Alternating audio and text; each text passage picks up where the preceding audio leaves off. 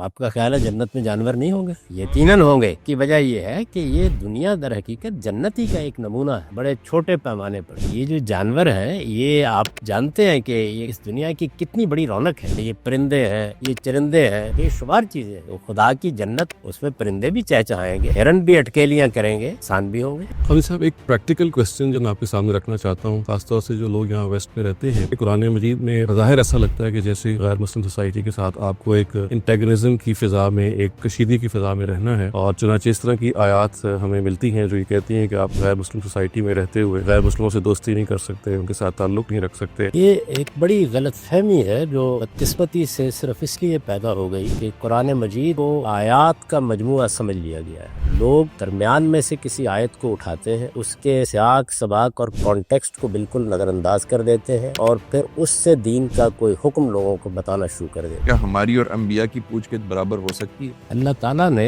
یہ دنیا امتحان کے لیے بنائی ہے، یہ عدل اور انصاف کے اصول پر نہیں بنائی ہے. تو موت و حیات کا یہ کارخانہ یہ عدل کے اصول پر، جسٹس کے اصول پر نہیں بنایا گیا. اللہ تعالیٰ نے قرآن میں صاف صاف بتا دیا ہے کہ خلق الموت والحیات لیبلوکم ایکم احسن عملا. کہ موت و حیات کا یہ کارخانہ خدا نے اس اصول پر بنایا ہے کہ وہ یہ دیکھ رہا ہے کہ کون اپنے علم کے لحاظ سے بہتر عمل کرتا ہے.